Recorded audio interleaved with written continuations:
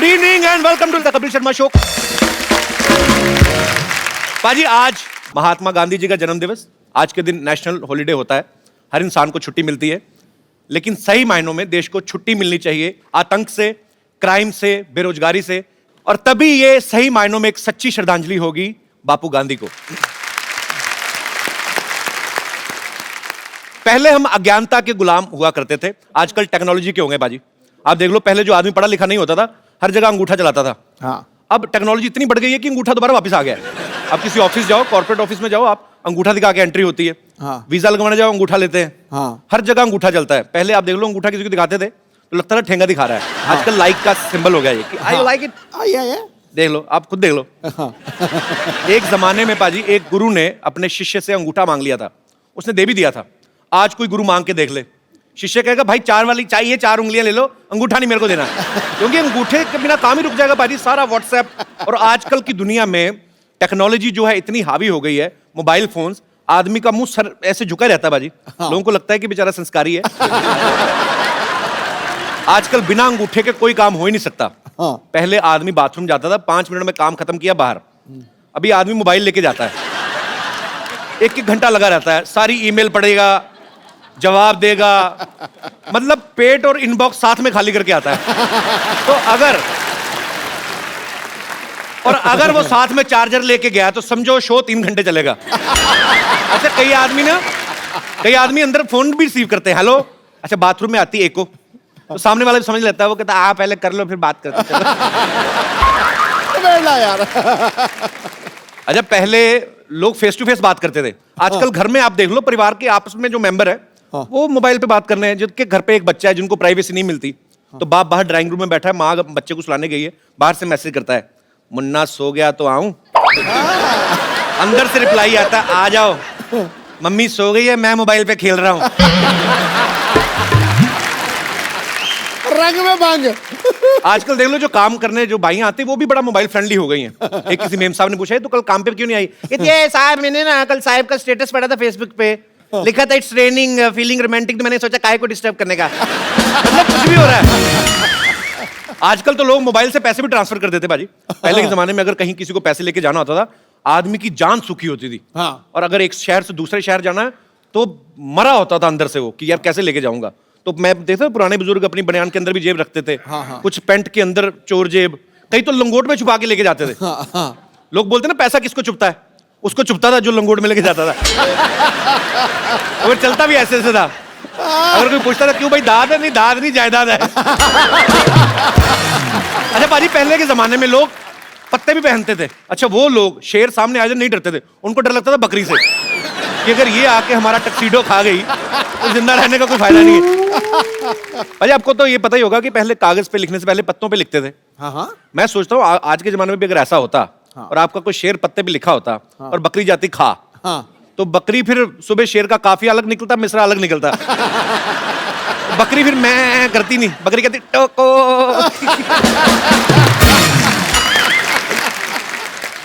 अच्छा, आजकल तो लड़का लड़की एक दूसरे को जानते नहीं, फेसबुक पे सीधा फ्रेंड रिक्वेस्ट भेज देते हैं। पहले के जमाने में जवान लड़कों को अगर कोई लड़की पसंद आती थी शादियों में, तो पहले किसी बच्चे को पटाते थे, उसको चॉकलेट देते थे, फिर उसके हाथ में मैसेज भेजते थे।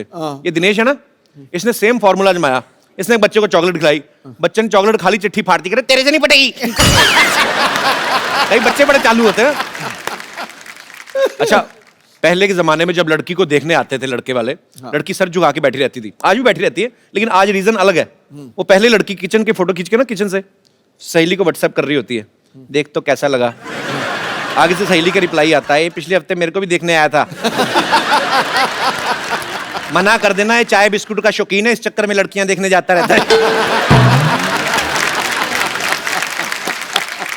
अच्छा पाजी, जब ये लड़के वाले आते थे लड़की को देखने ना, तो ये चाचियां भाभियां होती ना जो, ये बड़ा डराती लड़की को। हाँ तो मुंह नीचे करके देखना, नहीं तो बेशर्म समझेंगे। और खुद ना आधा किलो दुपट्टा चबा जाती लड़के को देखते देखते, और खुद लड़के को पूरा ताड़ रही है तो बड़ा खूबसूरत, हमने भी अपने टाइम पे सर उठा के देख लिया होता तो हमें भी गोगा कपूर की जगह रणबीर कपूर मिल जाता। हाय, अपना कपूर तो खराब किया ही, बच्चे का कपूर भी टेढ़ा हुआ है। अच्छा, पहले जब शादियां फिक्स होती थी, लड़का लड़की तो एक दूसरे को देखते नहीं थे, कोई चौथा रिश्तेदार जाता था अलग से ही, उन लड़की वालों को गांव में जाता था, उसको भी लड़की से नहीं मिलाते थे। वो लड़की की माँ को देख के आइडिया लगाता था कि लड़की भी ठीक ठाक रहेगी। अगर लड़की गलती से चलेगी मुच्छड़ बाप पे तो दूल्हे की किस्मत। दूल्हे को जाके सुहागरात में देखने को मिलता था, घूंघट उठाता था, तब पता चलता था कि लॉटरी निकली है कि पत्ते पिट गए। पापा जी यहाँ पे बस नहीं होता था, अगर तो बीवी मनपसंद निकल आई तो 4-5 बच्चे हो ही जाते थे, और अगर मनपसंद नहीं निकली गुस्से में 7-8 होते थे फिर। खाना पकाने में कितनी मेहनत होती थी, जाओ जंगल में जाके 2 घंटे लकड़ियां ढूंढ के लाओ, फिर चूल्हा जलाओ, खाना बनाने में 4-5 घंटे। आजकल आप किसी तरह का भी खाना ऑर्डर कर दो, आपके घर में आधे घंटे में आ जाता है। फिर उसको पचाने के लिए आदमी को 2-2 घंटे लगते हैं, वॉक करती है, फिर सैर करते हैं, ट्रेडमिल पे भागते हैं, लास्ट में चूरन ही काम आता है। पहले के टाइम में घरों में एक ही टीवी होता था, मतलब कहाँ इतने टीवी होते थे। आजकल तो हर जगह अलग अलग टीवी है, सब अलग अलग बैठ के देखते हैं। अच्छा, कमरे में सारे इकट्ठे तभी होते हैं जब वाईफाई बंद हो जाता है कि क्या हुआ क्या हुआ। उस समय एक ही प्रोग्राम आता था, सारे मियाँ बीवी दादा बच्चे पोते सब कृषि दर्शन लगा, उसी को देख के एंजॉय कर रहे हैं। उसमें एक आदमी आता था, हम आपको बताएंगे अपनी खड़ी फसलों को बर्बाद होने के उपाय। अच्छा, खड़ी फसलों के बारे में वो बता रहा है जिसकी अपनी फसल सारी उड़ चुकी है। तो मतलब जब बच्चा होता था दादा कहता था, ना तो मेरे पे गया ना तेरे पे, बच्चा ये जवार के बूटे जैसा क्यों है। तो कहता पापा जी सारा दिन बहू कृषि दर्शन देखेगी तो बच्चा जवार के बूटे जैसा ही होगा। पर एक बात है, ऐसी बात नहीं है कि टेक्नोलॉजी के फायदे नहीं है, नुकसान भी हैं कुछ। पर मैं आप सब लोगों की राय जानना चाहता हूं, आपको क्या लगता है कि टेक्नोलॉजी के क्या क्या फायदे और क्या क्या नुकसान है। कोई मेरा भाई बंधु विशेष टिप्पणी करना चाहता हो। आप बड़ी खूबसूरत बन के आई मैम, शादी से आ रही हैं कहीं कि जा रही हैं कहीं? अच्छा, बहुत प्यारी लग रही हैं आप, बहुत शुक्रिया आपका शो में आने के लिए। जी सर, जी आप। कपिल जी नमस्कार। नमस्कार सर, कैसे हैं आप? मैं बढ़िया हूँ, thank you so much. Technology के मेरे हिसाब से तो बहुत सारे फायदे हैं, और मेरे से ज़्यादा ये फायदे कौन जान सकेगा। मैं एक साइंटिस्ट हूँ। अच्छा, हाँ। क्या बात है, कहाँ से हैं सर आप? मैं national dairy research institute Karnal, आपने अगर सुना होगा, वहाँ पे अच्छा मैं जी। प्रिंसिपल साइंटिस्ट हूँ। अच्छा, हम लोग रिसर्च करते हैं गाय के ऊपर, भैंस के ऊपर, इनके गाय के दूध, ऊपर क्या रिसर्च करते हैं? हम उनके दूध वगैरह के ऊपर रिसर्च करते हैं। रिसर्च क्या करना, पी लो? मतलब मैं समझा नहीं, मतलब क्या रिसर्च करते हैं आप? एक तो बहुत ही कॉमन तरीका है जो कई सालों से होता है, क्रॉस ब्रीडिंग करते हैं हम लोग। अच्छा जी। अंग्रेजी गाय को देसी गाय से हम क्रॉस ब्रीड करते हैं। अच्छा जी। और जो उनके बच्चे पैदा होते हैं वो अच्छी नस्ल तो के फिर होते उनका हैं। पासपोर्ट कहाँ का होता है? अच्छा। फिर हम घी वगैरह पे बहुत रिसर्च करते हैं। अच्छा जी। क्योंकि हम लोग चाहते हैं सब लोग अच्छे तंदुरुस्त रहें। तो घी तो सर बन गया ना, मतलब अब तो लोग खा रहे हैं सालों से, तो उसके ऊपर क्या रिसर्च रहती है आपकी? कोलेस्ट्रॉल आप लोगों ने सुना होगा। जी, जी। कोलेस्ट्रॉल के काफी नुकसान रहते हैं, तो हम लो कोलेस्ट्रॉल घी बनाते हैं। अच्छा, तो उसमें से हम कोलेस्ट्रॉल निकाल देते हैं एक तरीके से। अगर ऐसा पॉसिबल है जैसे गाय को रोज ट्रेडमिल पे दौड़ाओ तो वही कोलेस्ट्रॉल कम वाला घी दे, ऐसा होता है? मतलब ऐसे पूछ रहा हूँ, साइंटिस्ट आप है, मुझे आइडिया नहीं।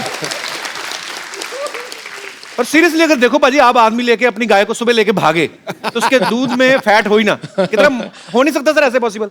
हाँ जी, हो थोड़ा बहुत तो खैर, उसको गाय अगर वर्जिश करेगी तो फैट उसका थोड़ा। तो गाय को जिम ज्वाइन कराएं पहले। कहने का मतलब कि टेक्नोलॉजी का फायदा तो है जी, टेक्नोलॉजी अगर का सही बहुत- तरीके में यूज की जाए। मेरी तो दाल रोटी चलती है टेक्नोलॉजी। नहीं नहीं, बहुत अच्छी बात है सर, आपकी दाल रोटी चलती रहे और बहुत अच्छी चले। Thank you so much. घी डाल के खाया करें आप। Thank you so much. बहुत बहुत शुक्रिया सर शो में आने के लिए, धन्यवाद। और कोई मेरे दोस्त इस मुद्दे पे विशेष टिप्पणी करना चाहते हो? जी मैडम। Hello sir, hello. मैं अमृतसर से आई हूँ। अरे वाह, हमारे शहर से बहुत बहुत स्वागत है आपका। कहाँ पे रहती है अमृतसर में?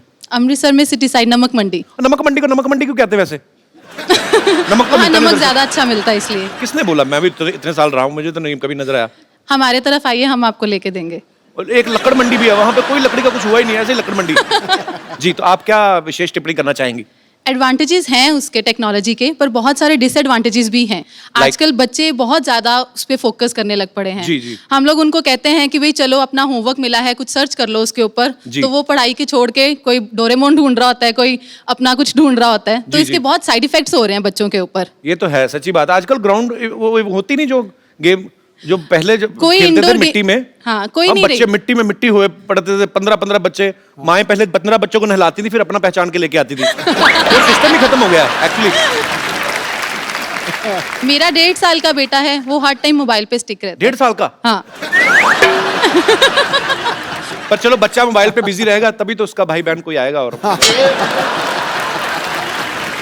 ये बिल्कुल सही पॉइंट उठाया मैडम ने कि एक्चुअली ये माँ बाप के हाथों में है। आप अपने बच्चों को थोड़ा टेक्नोलॉजी से दूर रखें, थोड़ा बचपन एंजॉय करने दें, उसके बाद जब बड़े हो जाएंगे अपने आप सीख जाएंगे। चलिए, बहुत बहुत शुक्रिया मैम आपका शो Thank में आने you. के लिए, थैंक यू।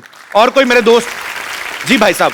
मेरा नाम प्रकाश है और मैं स्पेशली कुवैत से आपके शो देखने के लिए यहाँ आया हूँ। क्या बात है, बहुत बहुत स्वागत है जी, सर जी, आपका। एक्चुअली कपिल जी, मैं ये आपसे कहना चाह रहा था कि टेक्नोलॉजी से नुकसान ही है, फ़ायदे तो नहीं है। और इसमें ऐसा है कि जो लोग अपने आप को बहुत होशियार समझते हैं, शातिर समझते हैं, जी। क्लेवर समझते हैं, वो अभी क्लेवरनेस और वो शातिरपना अभी रहा नहीं है कपिल जी। उसका कैसे मुझे मेरे साथ एक वाकया हुआ है, उसका जी। मैं आपसे शेयर करना चाहता हूँ मेरा वाकया।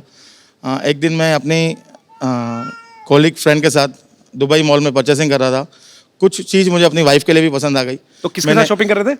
अपनी फ्रेंड के साथ, जो वाइफ को नहीं बताया। जस्ट और फ्रेंड। जी सर। हाँ। और कुछ चीज़ मुझे अपनी वाइफ के लिए पसंद आई। अच्छा। मैंने परचेस की, मतलब व्हाट्सएप पे उसका फ़ोटो खींचा, वाइफ को भेजा, मैंने देखो आपको अगर पसंद आती है तो मैं ले आऊँ आपके लिए, ये 2-3 चीज़ें हैं। तो वाइफ ने कहा ठीक है, ये वाली मेरे लिए पसंद है, ले आओ। लेकिन उसने वो टैग पढ़ा, उस दुकान का नाम देखा और उसने इमीडिएटली ऑनलाइन कैमरा आजकल हर का अवेलेबल है ही सही जी। और उसने घर बैठ के देखा कि मैं किसके साथ हूँ, कहाँ हूँ, कैसे हूँ। और जब मैं घर वापस आया, उसने पूछा आप किसके साथ थे? मैंने कहा मैं तो किसी के साथ नहीं था, मैं तो अकेला था। बोला ये आपका वीडियो है, ये देखो आप इसके साथ थे।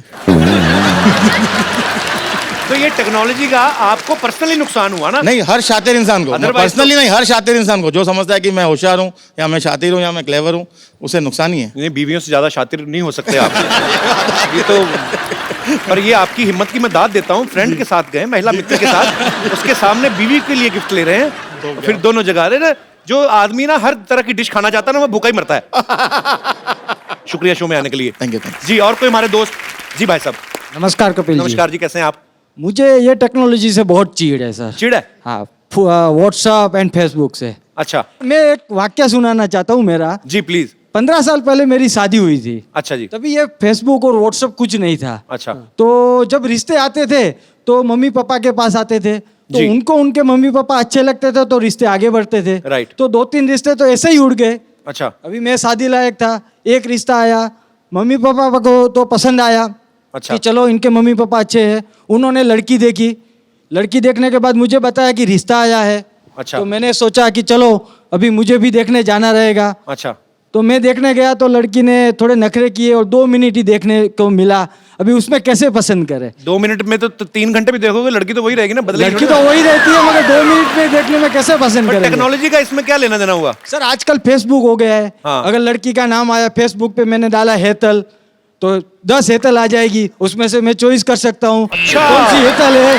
तो अगर तो आपको इस बात से चिढ़ है कि आपके टाइम पे वो क्यों हाँ नहीं जी था? सर, अगर 15 साल पहले ये आ गई रहती तो मैं सबसे पहले घर में देख लेता और मम्मी पापा को बोल देता मुझे ये हेतल पसंद है। अभी जिनसे शादी की वो पसंद है आपको? मेरे नसीब अच्छा था कि मुझे जो पसंद थी उसके साथ ही लड़की, उसके साथ ही शादी हो गई। नहीं, आपको बोलना पड़ रहा है ऐसा कि सच्ची में ऐसा नहीं है? नहीं सर, सच्ची में सच्ची में। अच्छा। Yes sir. तो उनको साथ नहीं लाए? नहीं, साथ में आई है मेरी वाइफ, अच्छा, साथ कैसे में ही हैं है।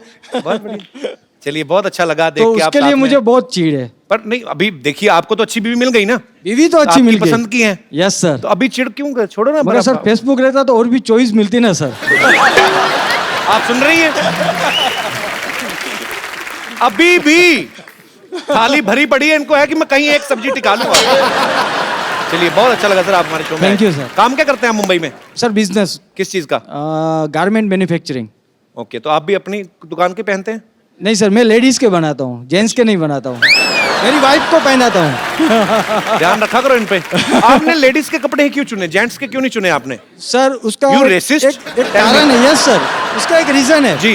मैं आपको बताता हूँ कि जब शादी हो जाती है तो आदमी पहले सबसे पहले अपनी बीवी के लिए ही कपड़े खरीदेगा। जी। बाद में अपने बच्चे के लिए, जी। और कुछ बचेगा अपने पास तो अपने लिए खरीदेगा। आए, तो so sweet. बीवी लेडीज के कपड़े में कमाई ज्यादा होती है ना सर। पॉइंट है आदमी की बात में। चलिए, बहुत बहुत शुक्रिया आपका शो में आने के लिए। Thank you sir. मेरे पास एक बड़ा खूबसूरत सा गिफ्ट है भाई साहब के लिए। भाई साहब, आपको बड़ी प्रॉब्लम है, उस समय में ये नहीं होता था, वो नहीं होता था। मैं आपको एक फोन दे रहा हूँ, बड़ा खूबसूरत मोबाइल है, इसमें सब कुछ है। अपनी बीवी को छोड़ के जिसको मैसेज करना करिए। बहुत बहुत शुक्रिया sir. Thank you so much. Thank you, congratulation. पाजी, आज मुझे ना बहुत संभल के और बड़ा सतर्क रह के बोलना पड़ेगा। अरे भाई, फिर कॉमेडी कैसे होगी? कॉमेडी भले ही कम हो जाए पाजी, लेकिन थोड़ा सा मजाक गलत हो गया ना, मैटर सीरियस हो जाएगा। सुन, तू सच बोलियो। जी। जब भी द्वंद्व हो सीधा चलो, सच के रास्ते पे चलो, नैतिकता से कोई समझौता मत करो, कोई पीठ नहीं लगा सकता। क्या बात है। तो आज हमारे मोहल्ले में वो महान शख्सियत आ रही हैं जिन्होंने हिंदुस्तान को एक नई दिशा दी और देश के हित में हमेशा ही अपनी आवाज उठाई। सच की लड़ाई के लिए इन्होंने बहुत आंदोलन किए, धरने किए। ये बहुत ही बड़े समाज सेवक हैं। तो आप सबकी जोरदार तालियों के बीच में इनवाइट करना चाहूंगा हम सबके प्यारे अन्ना हजारे।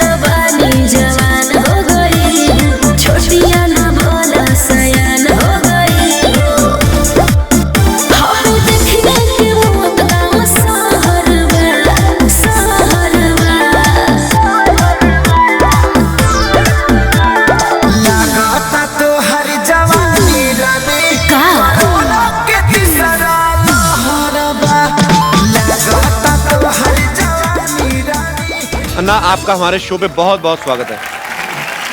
आज मुझे अपने आप पे गर्व हो रहा है कि मैं अन्ना के साथ खड़ा हूं। अन्ना, आप आइए, यहाँ पे विराजमान हो जाइए। नहीं नहीं, रोक यार, रोक। देखो, लोग यहाँ पे आते हैं, आज मेरा वहां जाने का दो।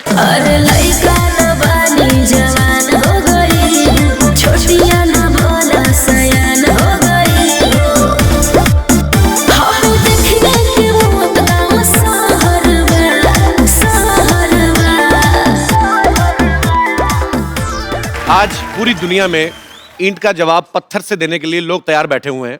ऐसे में अहिंसा को हथियार बना के सत्य के मार्ग पर चलने वाले लोग बहुत कम है दुनिया में। अन्ना, हमें आप पे बहुत गर्व है। अच्छा, मैंने जो अन्ना को देखा है, जितना समझा है, मुझे ये विश्वास हो गया कि सच में बहुत बड़ी ताकत होती है। एग्जाम्पल आपके सामने है। पाजी, मैं तो कहता हूं थोड़ी देर के लिए आप भी अन्ना के पास आके बैठ जाओ। आप यकीन नहीं करेंगे, इनके बगल में बैठने वाले सीएम भी बन जाते हैं।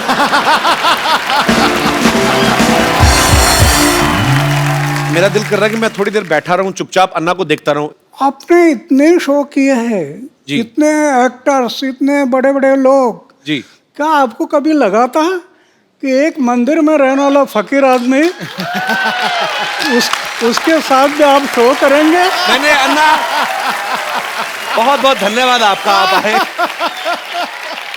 अन्ना, एक बात बताइए, आपको करोड़ों लोग फॉलो करते हैं, आप खुद क्यों नहीं पॉलिटिक्स में आते? मैं अगर पॉलिटिक्स में गया जी और इलेक्शन के लिए खड़ा हो गया जी, तो मेरा डिपॉजिट भी जब्त हो जाएगा। क्यों? जी हमारे देश का वोटर जागरूक नहीं है। जी। वो 500 रुपए के नोट देखने से भी भूल जाता है। क्या बात है। गुंडा है, भ्रष्ट है, व्यभिचारी है, 500 रुपए के नोट दिखाई दिया उसको वोट दे देता है। जी। इसलिए जागरूक मतदार ये लोकशाही का आधार है। जो मतदार अगर देश का जागरूक हो गया तो ये देश आगे बढ़ने में समय नहीं लगेगा। अरे वाह यार, वाह। बाजी, मैं बहुत प्यार करता हूं अन्ना से और मेरे दिल में बहुत सम्मान है इनके लिए। हमारे देश में इतने बड़े बड़े आंदोलन हुए हैं जो अन्ना की वजह से हुए हैं। अन्ना के साथ करोड़ों लोगों का हमेशा साथ रहता है। मुझे आज सच में यकीन नहीं हो रहा कि अन्ना हमारे शो पे आए हैं। एक्चुअली अन्ना का पूरा नाम जो है वो किशन बाबूराव हजारे है। तो अन्ना नाम आपको किसने दिया? परिवार में सबसे बड़ा भाई है, उसको बोलते हैं अन्ना। ओके। तो हम 4 भाई, उसमें सबसे बड़ा मैं था। ओके। तो घर के लोग कहने लगे अन्ना, ओके। फिर पड़ोस के लोग कहने लगे अन्ना, अच्छा। फिर गांव कहने लगा अन्ना, और अभी देश कह रहा अन्ना।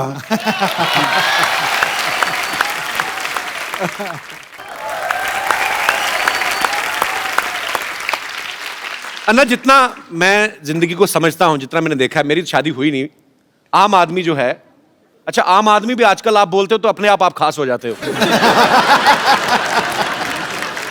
आम आदमी को बीवी की सेवा से फुर्सत नहीं मिलती अन्ना, फिर आप देश सेवा, मानव सेवा, आपको ये प्रेरणा कहां से मिलती है अन्ना? ये जो प्रेरणा है, जी जैसे मैं अपने जीवन में जो सोच रहा था, जी, अरे क्या चक्कर है, जन्म में आता कुछ लेकर आता नहीं, जाता कुछ लेकर जाता नहीं, उम्र भर मेरा मेरा मेरा मेरा मेरा मेरा, हाथ में कुछ नहीं, लैटरिन का डब्बा गुम हो गया तभी सोचते बैठते। मेरा किस लिए जीता? एक दिन मैंने सोचा आत्महत्या करना। एक स्वामी विवेकानंद की किताब हाथ में आई जी, पढ़ना शुरू कर दिया और एक ही बात समझ में आ गई, हर इंसान के लिए मनुष्य जीवन मिला सेवा करने के लिए मिला। 25 साल की उम्र में मैंने तय किया कि जब तक मैं जीऊँगा मेरे गांव, मेरा समाज और मेरे देश की सेवा करूंगा, और जिस दिन मैं मरूंगा गांव, समाज और देश की सेवा करते करते मरूंगा। ये मैंने व्रत लिया। अरे वाह। तो आपका जो प्रश्न है बीवी का, अभी मैंने सिर्फ शादी किया नहीं, जी। लेकिन परिवार छूटा नहीं। जी छोटा 4 दीवारों के अंदर एक छोटा सा परिवार में करना था, जी, वो छोटा ना करते हुए बड़ा बन गया। क्या बात है। पूरा देश परिवार हो गया। अच्छा अन्ना, आपको याद है आपने आज तक कितने आंदोलन अनशन किए होंगे आज तक पूरी जिंदगी में? जब मैंने तय किया कि जब तक जीऊंगा समाज और देश के भलाई के लिए जीऊंगा, जी, तो समाज के भलाई के लिए, देश के भलाई के लिए 16 बार मैंने अनशन किया। वाह। राइट टू इन्फॉर्मेशन, ये कानून जो बना पहले हमने बनाया, वो क्या बात है। राइट टू इन्फॉर्मेशन पूरे देश में अभी लागू हो गया। गरीब लोगों को न्याय मिलने लगा। जी ऐसे महाराष्ट्र में 8 कानून बनाए। अभी अभी लोकपाल का बिल जी। सरकार नहीं कर रही थी, रामलीला मैदान पर बैठ गया जी और आंदोलन शुरू किया। सरकार एक एक बात के लिए डरती है, जी, वो सिर्फ मोर्चा और धरने से नहीं डरती, सरकार सिर्फ गिरने से डरती है। ये डर जब लगता है ना, तो ऐसे कानून बनाती है सरकार। अन्ना, जब मैं बचपन में मेरी माँ से मेरा झगड़ा हो जाता था, मतलब कभी कभी भाई होता है कि आपकी माँ से नाराजगी हो गई, तो यहाँ कोई भी बात मनवाने के लिए तो मैं खाना नहीं खाता था। पता है वो होता ना बच्चे को भी, बच्चे बड़े चालू होते ना, बच्चों को पता माँ देख नहीं सकती कि मेरे बेटे ने खाना नहीं खाया, तो मैं खाना पीना छोड़ देता था ना, तो अपनी बात मनवाने के लिए। तो ये आपका भी बचपन में कुछ ऐसा ही स्टाइल था? मतलब जब मैं ऐसे ही पूछ रहा हूँ। ऐसे मेरे बारे में हुआ था। अच्छा। हमारे घर की अमीरी नहीं थी, जी गरीबी थी। एक त्योहार आ था और मैं माँ को बोला, एक अन्ना दे दो, एक अन्ना। अच्छा। एक आना बोलते थे ना पहले। जी जी जी। मुझे प्रेस करना है कपड़े के। माँ बोले, अरे कपड़े को प्रेस क्या करता, मन को प्रेस करना चाहिए, कपड़ा तो क्या है, ये मैला हो जाता है, मन को दाग मत लगने दे, मन को तजला रखना। तो मैं थोड़ा गुस्सा हो गया। अच्छा। तो माँ ने मुझे चाटा लगा दिया। मैं दौड़ गया घर से। तो माँ डर गई, ये कहीं कुआ हुआ में तो नहीं जाएगा। फिर खोज करना शुरू कर दी, इधर खोजो उधर खोजो उधर खोजो, नहीं मिल रहा। फिर मेरा घर था जी। उसके ऊपर एक ढाबा था। अच्छा। उसमें मैं कबूतर पालता था, कबूतर। अच्छा। तो पीछे के रास्ते से मैं आकर ऊपर बैठ गया और सब देख रहा था, कौन कौन कैसे दौड़ रहा है, कौन सा कैसे भाग रहा है, ये माँ कैसे कर रही है, ये सब मैं देख रहा था। और फिर किसी ने मुझे देखा। अच्छा। और कहा, अरे अन्ना तो ऊपर है। अच्छा। फिर वो देखने के लिए आए तो मैं मिल गया। तो ऐसे बात हुआ था मैं भी एक बार माँ के साथ, लेकिन वो माँ है। जी बिल्कुल, वो माँ है। हाँ तो फिर भगवान ही हो गया ना। तो मतलब खाना पीना नहीं छोड़ते थे आप बचपन में? नहीं खाना तो नहीं। खाना तो छोड़ता था समाज के भले के लिए। जब अनशन पर बैठता था तब खाना छोड़ता था। क्या बात है। हर इंसान की अपने दिल और दिमाग के बीच लड़ाई चलती है। अन्ना के दिल और पेट के बीच लड़ाई चढ़ती है। पेट को जैसे ही पता चलता है ना कि दिल ने ये डिसीजन लिया है कि मुझे अनशन करना है, पेट को टेंशन हो जाती है कि अब मैं भूखा रहूंगा, क्योंकि दिल ने तो डिसीजन ले लिया। तो अन्ना, इतने दिन, कई दिन तक आप खाना नहीं खाते हो, तो कैसे आप, कौन सी शक्ति है जो आपको ऊर्जा देती है? समाज और देश के भले के लिए मरने की तैयारी रख दिया ना तो दिन गिनने की जरूरत नहीं। वाह। अच्छा ना, मैंने खुद टीवी पे देखा है, करोड़ों लोग सड़कों पे आ गए थे जब अन्ना का 4 साल पहले आंदोलन शुरू हुआ था। अन्ना, जब लोग आपके साथ जुड़ते हैं तो फिर जो लोग चाहते हैं, कुछ ऐसे भी होते हैं मेरे जैसे कि भूख लग गई अब क्या करें, तो बीच में आधे घंटे के लिए गायब नहीं होते लोग, मतलब क्या? मतलब ऐसे पूछ रहा हूँ कि वो आपके हौसले की वजह से टिके रहते हैं एक्चुअली। हाँ। नहीं, मैं तो ये जो अनशन करते हैं ना जी, वो सही अनशन नहीं, वो तो दिखाने के लिए अनशन होता है जी, इसलिए बीच में गायब हो जाते हैं। मैं कभी अनशन पर बैठ जाता है जी, कोई भी बात का मैं पीछा करता हूँ जी, और जब आखिरी समय आता तो फिर करेंगे या मरेंगे, इस इरादे से बैठ जाता है। वाह। जब मैं बैठ जाता हूँ तो मेरी ऐसी धारणा है, अरे हार्ट अटैक आकर लोग मरते हैं ना, हार्ट अटैक कर, हम पढ़ते हैं ना अखबार में, जी। रात को 10 बजे तक गप्पे लड़ाई और सवेरे चाय पीने के लिए उठाए नहीं। मेरी ऐसी धारणा है जी। हार्ट अटैक आकर मृत्यु आना, जी। इसके बजाय समाज और देश की सेवा करते करते मृत्यु आ गया तो ये मेरा सौभाग्य है। क्या बात है। अच्छा अन्ना, आप 4 भाई हैं। जैसे नॉर्मल परिवार में होता है कि जैसे एक दुकान है पिताजी की, तो एक भाई अगर बीमार है तो दूसरा जाके दुकान पे बैठ गया। ऐसा कभी हुआ है कि आपको समय ना लगा और दूसरा भाई जाके अनशन पे बैठ गया हो? आई मीन आपकी फैमिली की तरफ से भी सपोर्ट होता था आपको हमेशा? नहीं, अभी क्या है कि मेरा एक भाई बैंक में है, अच्छा जी। वो उधर ही रहता है। अच्छा। दूसरा कोऑपरेटिव डिपार्टमेंट में एक है, अच्छा। वो भी उधर ही रहता है। अच्छा। और तीसरा है वो पड़ोस के गांव है, वहाँ उसका लड़का सर्विस में है, उधर रहता है। और एक भाई है वो खेती पर है गांव में। ओके। अभी मैं तो 45 साल हो गया घर में गया नहीं जी। मेरे भाई के बच्चों का नाम क्या है मुझे पता नहीं अभी तक। ये आपको यकीन नहीं होगा जी। करोड़ रुपए की योजना अपनाई, करोड़ रुपए की, बैंक बैलेंस नहीं। वाह। मुझे राष्ट्रपति ने पद्मश्री, पद्म भूषण, अमेरिका, दक्षिण कोरिया, कनाडा, कहाँ कहाँ अवार्ड मिल गए, करोड़ रुपए से ज़्यादा अवार्ड मिल गए कैश। जी। उसका मैं ट्रस्ट बना दिया। वाह। 12 साढ़े 12 लाख रुपए इंटरेस्ट आता है हर साल। अच्छा। दुखी पीड़ित लोग हैं उनके सेवा में लगा देता हूँ, कुछ रखता नहीं। सिर्फ सोने का एक बिस्तर है और खाने का प्लेट है, मंदिर में रहता हूँ जी। लेकिन मैं अनुभव करता हूँ, अरे लखपति करोड़पति को जो आनंद नहीं मिलता होगा वो मैं अनुभव करता, कितना आनंद है।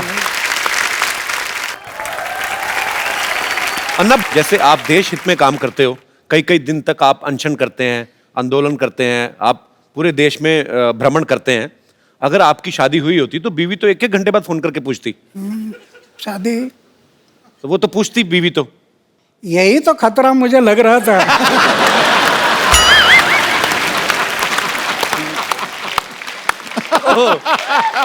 और इसके कारण मैंने तय किया कि शादी नहीं करना। और दूसरी बात यह है 79 ईयर के इस उम्र में जी बैचलर रहते हुए भी इतना भी दाग नहीं जीवन में, इतना भी है। वाह, क्या बात है। ये भगवान की कृपा है।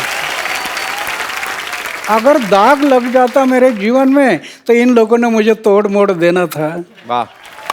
आज कुछ नहीं कर सकते, कुछ नहीं कर सकते। अन्ना, एक बात और जहन में आती है, मैं बच्चा हूं, आपने पूरी दुनिया देखी है। जैसे मैंने भी अन्ना अभी शादी नहीं की, मतलब करनी है मुझे। करना है? हाँ करनी है, मेरा दिल करता है। करो। पर मैं जी मेरे जैसा रहना तलवार के धार पर चलने से कठिन है। ये तो है। बहुत, ये मन बड़ा चंचल है, कब धोखा देगा पता नहीं। सही बात है। अच्छा ना, लेकिन हमारा जो समाज है, जैसे आपने निर्णय लिया कि मुझे शादी नहीं करनी है, लेकिन रिश्तेदार जो होते हैं ऊपर से ज्यादा प्रेशर करते हैं, तो आपके रिश्तेदारों से कैसे बचे फिर आप? बहुत हुआ। अच्छा। माँ एक लड़की अल्लाह कराते हैं दिखाने के लिए। अच्छा। मैं बोलता ये पसंद नहीं है। अच्छा। दूसरे आया, पसंद नहीं है। मतलब देख लेते थे आप? रिश्तेदार भी कई लड़की दिखाने के लेकर आते हैं। अच्छा। मैं बोलता पसंद नहीं है। ये लोग सब कहने लगे इसके दिमाग पर कोई असर हो गया। अच्छा। तो पागल हो गया वो। उस टाइम पर उन्होंने मुझे पागल में निकाला, ये मेरे लिए अच्छा हो गया।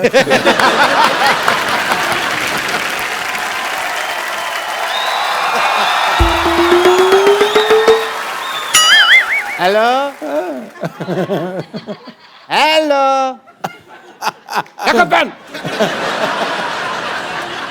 अरे What a patriotic day! Anna Hazare साहब आए हुए हैं सर, नमस्कार। माई सेल्फ डॉक्टर मशहूर गुलाटी, MKNJ। MKNJ मतलब? मैंने कहा जी नमस्ते, दिख नहीं रहा, कर भी रहा हूँ, फिर भी पूछ रहे हो यार। ओके अन्ना जी, आप अहिंसा के पुजारी हैं। बैठिए डॉक्टर साहब, इधर आइए। आज वैसे नहीं बिठा रहे? नहीं नहीं, क्यों? अन्ना के सामने बदतमीजी नहीं करनी, बैठिए। इतनी इज्जत आज तक इस आदमी ने मुझे नहीं दी।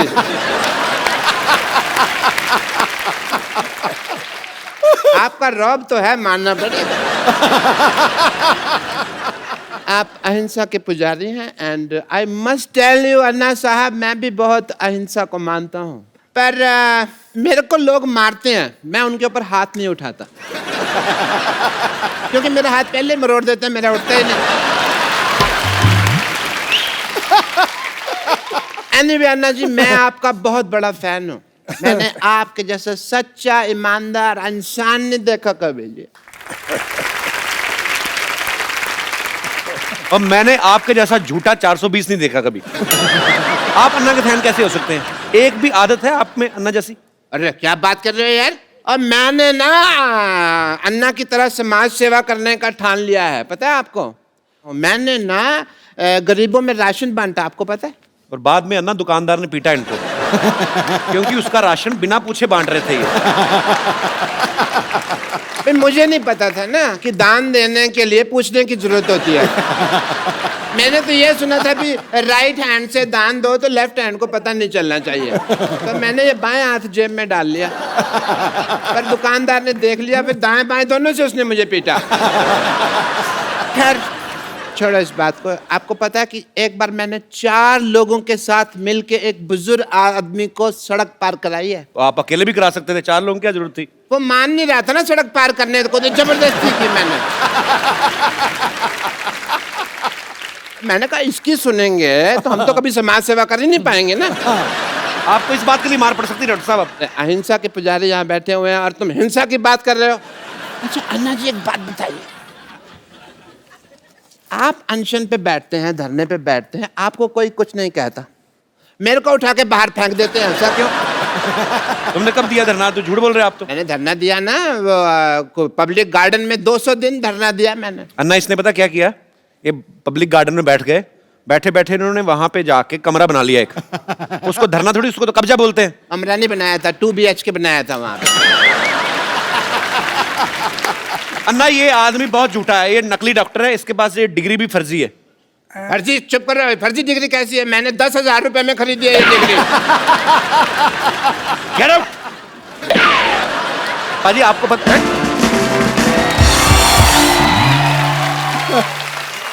आप सबको पता ही होगा, पर मैं फिर भी बताना चाहता हूं कि अन्ना के ऊपर एक फिल्म बन रही है जिसका नाम भी अन्ना है।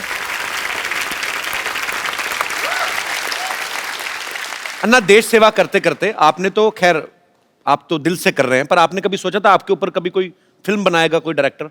एक फकीर आदमी उस पर ऐसे फिल्म बनेगी ये मुझे सपना में भी कभी नहीं लगा था। लेकिन जो काम खड़ा किया है जी वो पूरे देश में फैल गया था जी। और हमारे जो रविंद्र जैन के भाई है मनेंद्र जैन जी, उनको लगा कि ये काम समाज के सामने जाना बहुत ज़रूरी है, बहुत जरूरी है जी। वो मुझे बताने लगे कि ऐसे ऐसे फिल्म बनानी है जी और उसमें जो काम करने वाले लोग हैं जी, इन्होंने इतना मेहनत किया।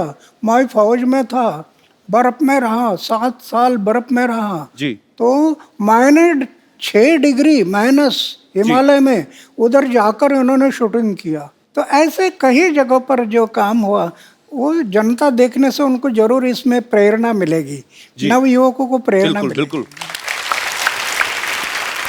आप फिल्में वैसे देखते हैं कभी अन्ना? अभी मैं फिल्म नहीं देखता, पहले देखते थे? पहले तो देखता था। मेरी उम्र थी 13-14 साल की, तब मैं फिल्म देखता था। अच्छा। और भाई ऐसा देखता था कि नया फिल्म का फर्स्ट शो, अरे क्या बात है। अगर फर्स्ट शो चला गया तो मुझे इंटरेस्ट नहीं आता फिर। क्या बात है, सबसे पहले देखनी है उस टाइम पर। अन्ना मैं आपको कुछ फोटोग्राफ्स दिखाऊं, आप पहचानेंगे कौन है? ये है अन्ना टीवी में। इनको पहचानते हैं आप? हाँ, दिलीप कुमार जी है। अरे क्या बात है। और दूसरी एक और दिखाइए। अन्ना, इनको पहचानते हैं आप? ये उस टाइम पर इतना नहीं थे। इनका नाम पता है आपको? हाँ, नाम तो अभी भूल गया है।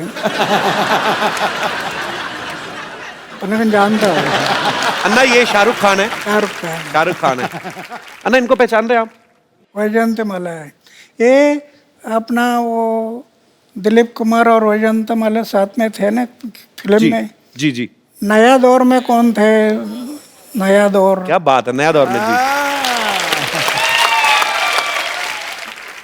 और दिखाइए। अन्ना, इनको जानते हैं आप? अन्ना, ये मुझे बहुत अच्छी लगती हैं।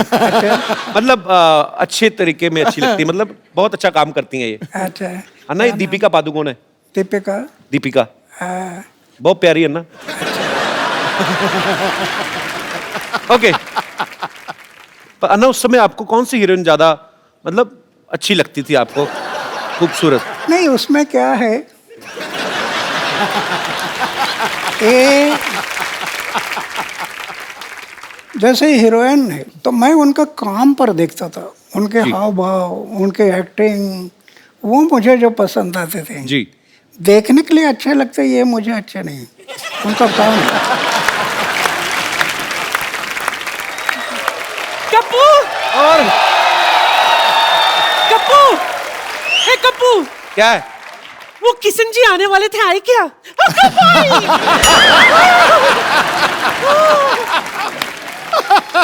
असं कसं? नाही, किती वेळ लावला तुम्ही माझ्या दारावर यायला? क्या बोली नानी? कितना वक्त लगा दिया मेरे चौखट पे आने के लिए? नानी, ये अन्ना हजारे जी हैं। दुनिया के लिए। मैं तो उनको तब से जानती हूँ जब ये किशन बाबूराव हजारे हुआ करते थे, है ना? मुंबई में इनकी फूलों की दुकान थी। अच्छा। हाँ, ये देखिए मैं आपके लिए क्या लाई हूँ।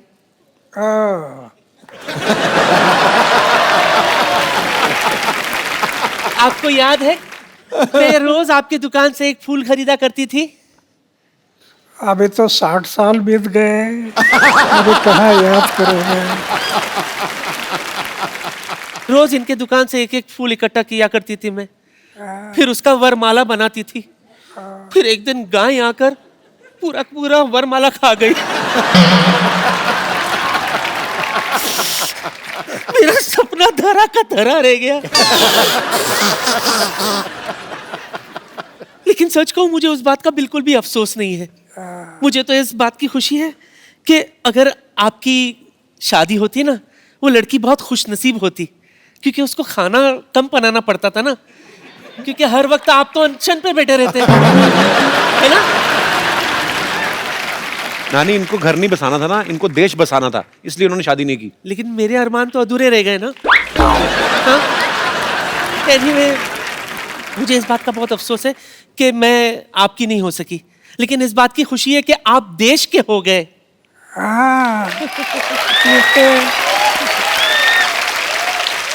इसलिए तो मैं भगवान के आभार मानता हूँ कि मैं पूरा देश का बन गया। सच सच सच सच सच।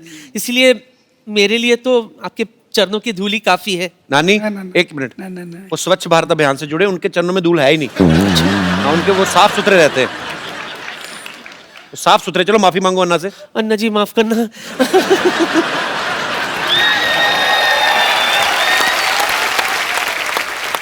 अच्छा अन्ना, हमने सुना है कहीं पे आपके बारे में पढ़ रहे थे, तो ऐसे सुना था कि फौज में जब आप भर्ती होने गए तो जो मापदंड होते हैं प्रॉपर की, हाँ, फिजिकल फिटनेस और ये सब चीजें, तो एक दो चीजों में शायद आप पास नहीं हुए थे, तो उसके बावजूद भी उन्होंने आपको फौज में भर्ती किया, तो उसके पीछे क्या कारण था अन्ना? 1962 में चाइना ने हमारे ऊपर हमला किया जी।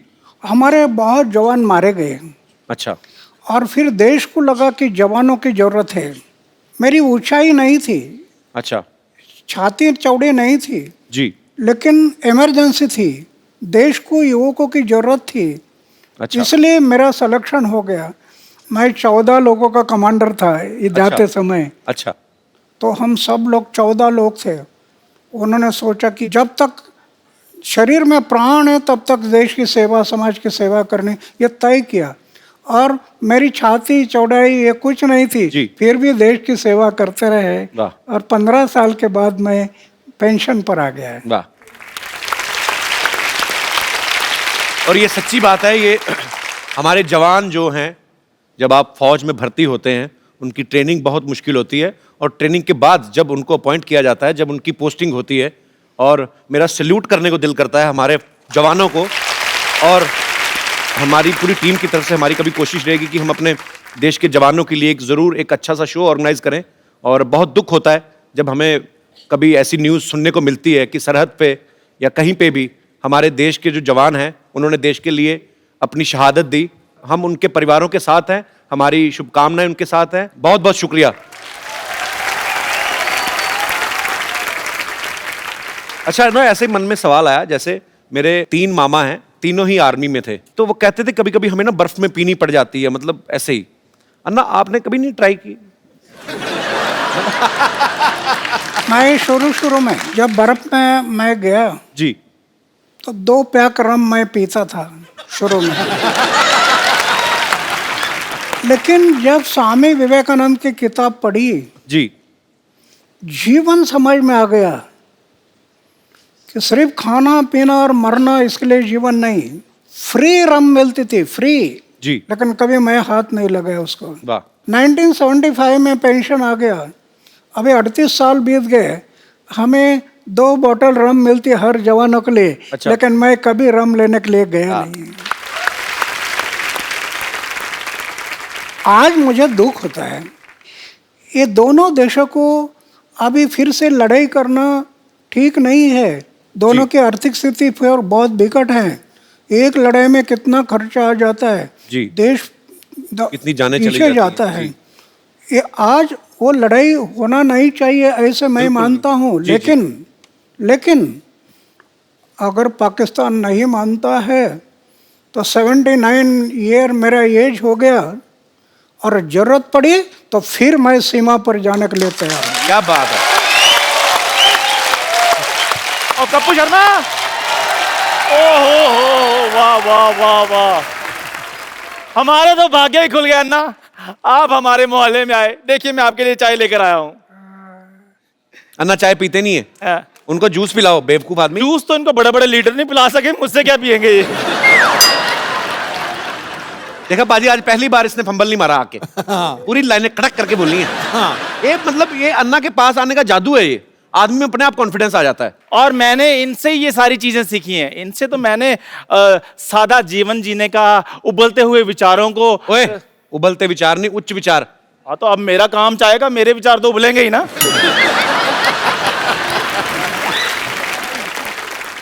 अन्ना, वैसे मैं भी बड़ा सिंपल सा हूँ, लेकिन आपको जब देखता हूँ ना तो मेरे में अंदर एक अजीब किस्म का कॉन्फिडेंस आ जाता है। लेकिन जब मैं बड़ी बड़ी जगह पे जाता हूँ मेरा कॉन्फिडेंस थोड़ा लूज हो जाता है। तो कभी आपके साथ भी ऐसा हुआ है कि आप 5 स्टार होटल में गए हो और छुरी और कांटा पकड़ते पकड़ते आपको भी कुछ थोड़ा कॉन्फिडेंस ऐसे हो गया हो? मैं इतना टूर करता हूँ जी, लेकिन होटल में कभी जाता नहीं। वाह वाह। एक बात है जी, गया तो उसको याद नहीं रखता, भूल जाता हूँ। याद रखना ये घातक होता है। जी जी, इसलिए मैं याद नहीं रखता। इसको भी अन्ना, इसके माता पिता ने याद नहीं रखा, भूल गए वो। अच्छा अन्ना, मुझे एक बात प्लीज बता दीजिए कि मैं एक आम आदमी चाय बेचने वाला हूं, मैं कहां तक पहुंच सकता हूं अपनी लाइफ में? अरे हमारा देश का उदाहरण है ना जी, चाय बेचने वाला आदमी भी पंतप्रधान बन सकता है ना। क्या बात है। अन्ना, आशीर्वाद दे दीजिए ताकि मैं अपनी लाइफ में बहुत ज्यादा आगे बढ़ूं। Thank you very much, thank you very much.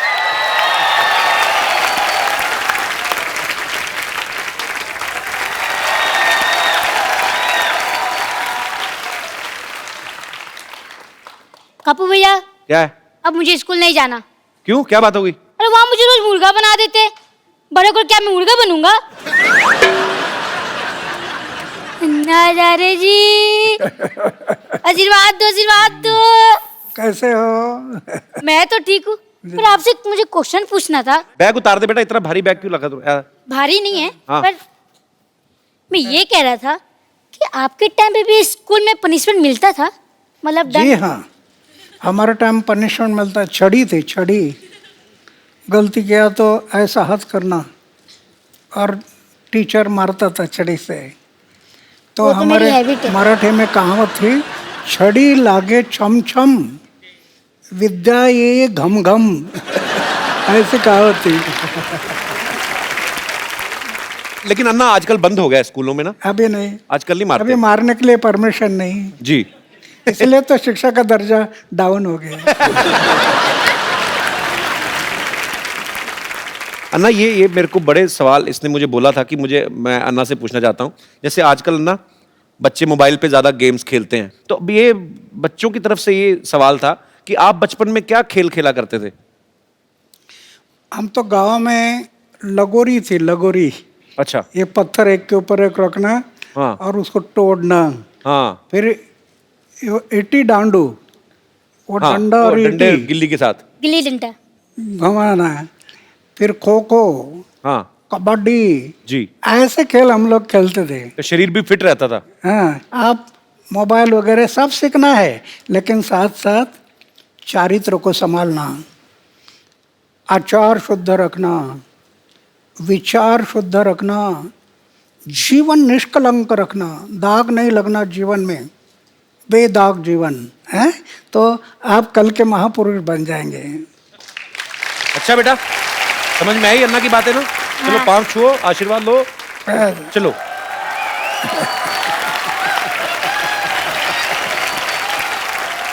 अन्ना यहाँ पे ना आपके चाहने वाले हैं, सब आपसे प्रेम करते हैं। यहाँ पे क्या पूरे देश में, पूरी दुनिया में है, लेकिन आपसे ये बातें करना चाहते हैं। तो जो भी अन्ना जी से बात करना चाहते हैं वो अपना हाथ खड़ा कर सकते हैं जी। Hello Sidhu sir. Hello. Hello Kapil sir. Hello. Hello Anna ji. Sir मुझे आपसे पूछना है कि टेक्नोलॉजी में आजकल इतनी एडवांसमेंट हो गई है, तो पॉलिटिशियन से लेके एक्टर से लेके आम आदमी तक सब ट्विटर फेसबुक सब जगह हैं। आप क्यों नहीं हैं ट्विटर पर या फेसबुक पर? आपको पता है वो जो आजकल फेसबुक आता है और ट्विटर पे आता है, हालांकि पंगे बड़े हैं ट्विटर के।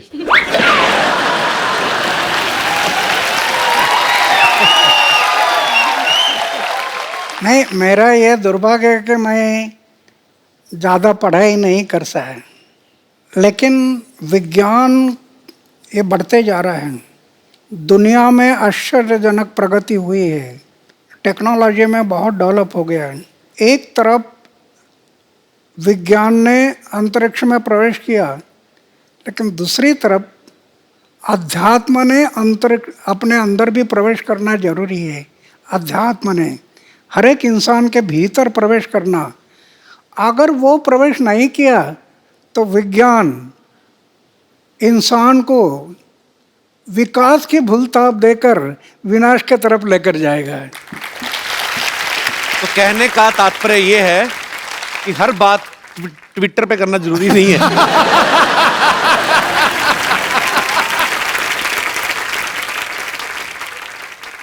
चलिए, बहुत बहुत शुक्रिया शो में आने के लिए। Thank you, ji. sir. और कोई मेरे दोस्त? जी भाई साहब। कपिल जी नमस्कार। नमस्कार सर, कैसे हैं आप? बिल्कुल बढ़िया। मैं बोकारो झारखंड से आया हूँ। क्या करते हैं आप?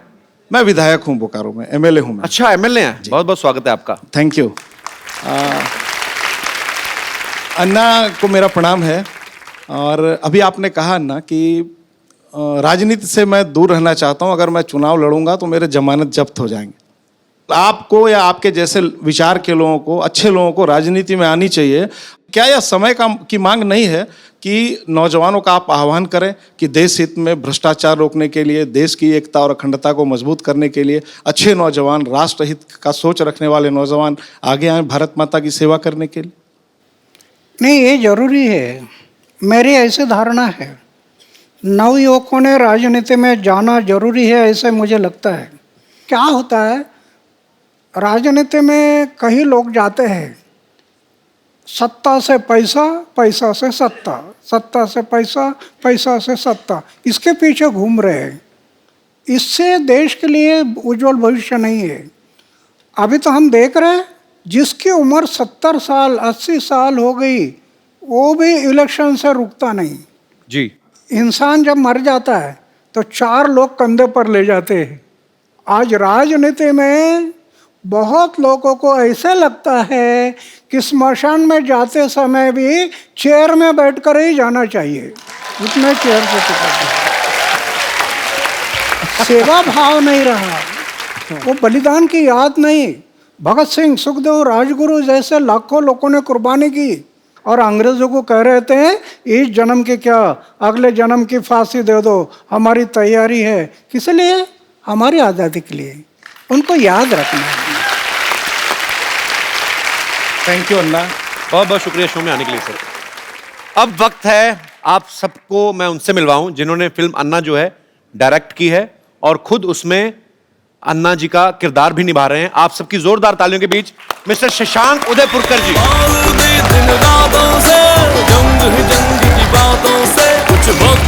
शशांक जी आपका बहुत बहुत स्वागत है। Thank you sir. आइए आइए प्लीज।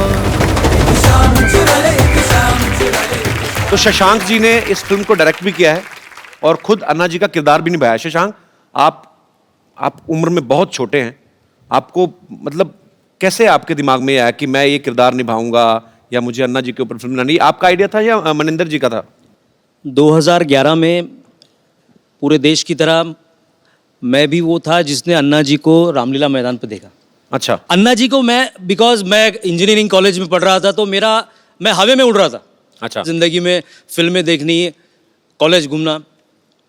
अचानक जब इनको देखा तो मैंने ये कहा कि इनको क्या हो गया, 74 साल का आदमी सरकार से पंगा ले रहा है, ये तो गए काम से। शाम को जिस मोमेंट मैंने ये सुना कि अन्ना जी ने जेल से रिहा होने से मना कर दिया है, मेरे लिए 360 डिग्री शॉक था। एक इंसान सरकार के साथ पंगा लेने जा रहा है, अगर गलती से पुलिस का कोई लेटर भी आ जाए तो आदमी की हालत खराब हो जाती है। अन्ना जी कहते हैं कि ना मैं जेल से निकलूंगा और मैं यहीं अनशन शुरू करूंगा। मैं समझ गया था ये बिरला व्यक्तित्व है और ये जो चाहे वो कर सकते हैं।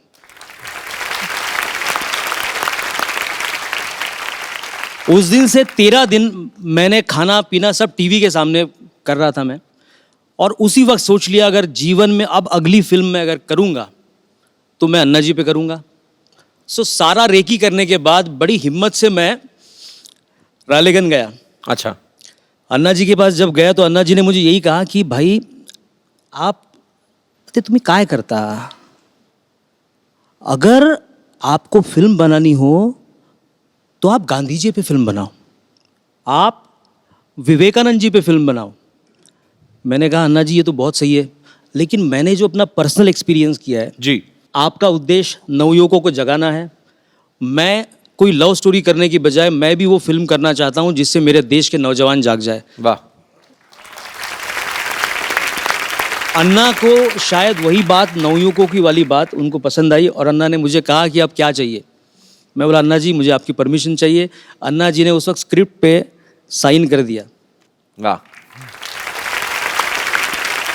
बहुत ही अच्छे विषय के ऊपर आपने फिल्म बनाई है और मेरी अपने दर्शकों से गुजारिश है आप सब ये फिल्म देखें और आपको अच्छी इंस्पिरेशन मिलेगी और देश के लिए कुछ अच्छा करने का जज्बा आपको मिलेगा।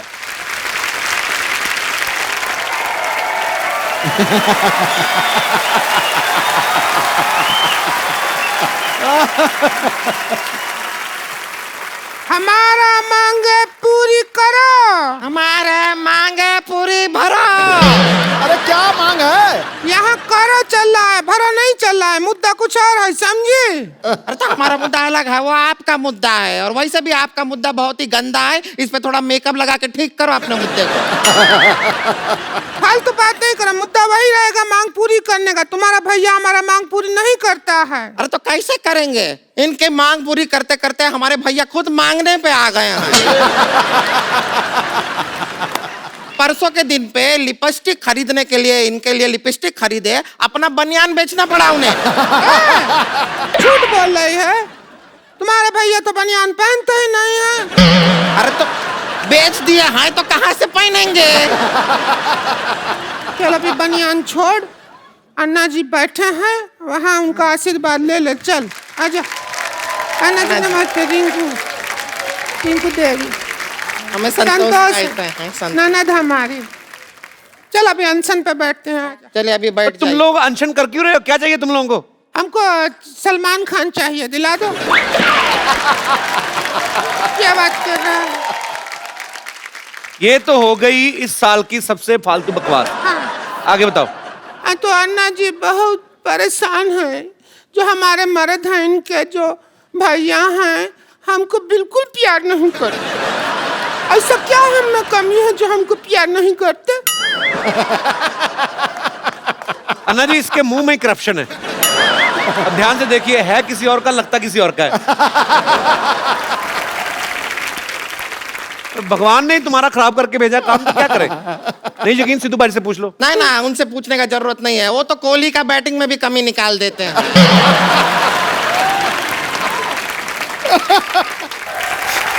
हमारे मर्द हमको बिल्कुल प्यार नहीं करते, ना तो हमारी तरफ देखते हैं, ना हमारी बात सुनते हैं। ना उसका एक रीजन है, भैया का कहना है कि वो ना बुरा देखेंगे, ना बुरा सुनेंगे और ना बुरा बोलेंगे, लेकिन ये है कुछ ना कुछ इधर उधर से मैनेज करके बुरा बुरा उन्हें सुनाती रहती हैं। हम क्यों ना बुरा सुनाए, आप खुद बताइए। हमको कहते हैं कि घूंघट ओढ़े बिना घर के बाहर नहीं जाना। तो वो तो समाज के भले के लिए कहते हैं ना। आपकी शक्ल देख के स्कूल के बच्चे भी तो डर जाते हैं।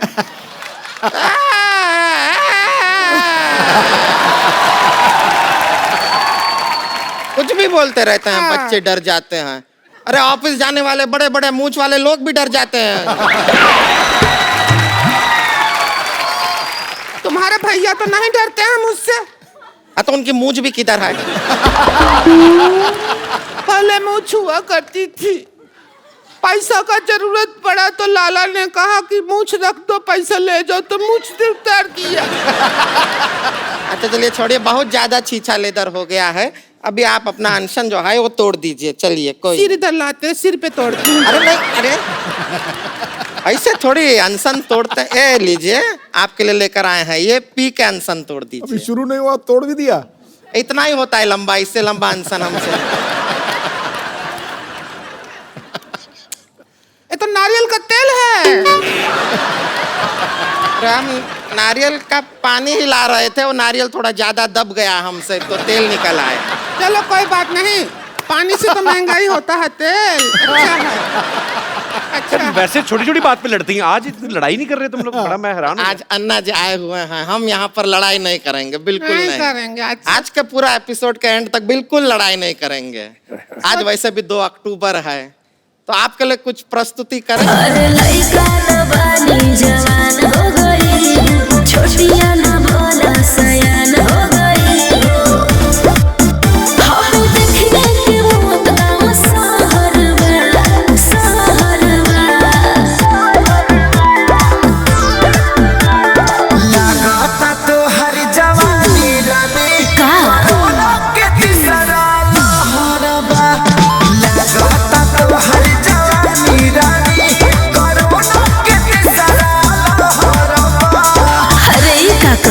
आवला तो थरिया बजा दे।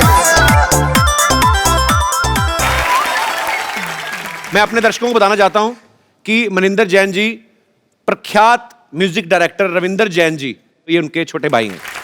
धन्यवाद, बहुत बहुत धन्यवाद। तो मनिंदर जी, शशांक आपसे मिले थे आपकी ये आइडिया लेकर? शशांक मुझको मिला, पहली मुलाकात में मैंने हाँ कर दी।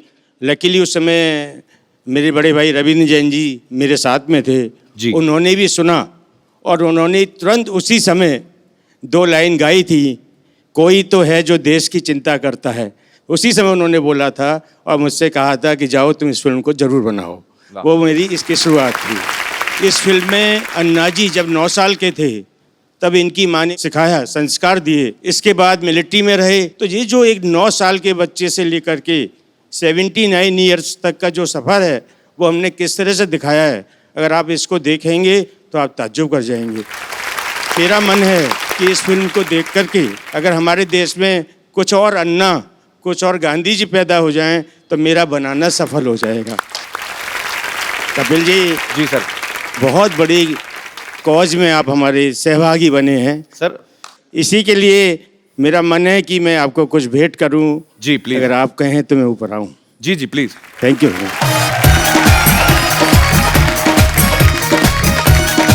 Thank you so much.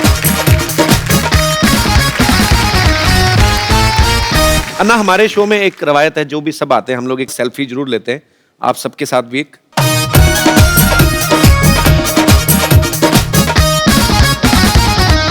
Thank you.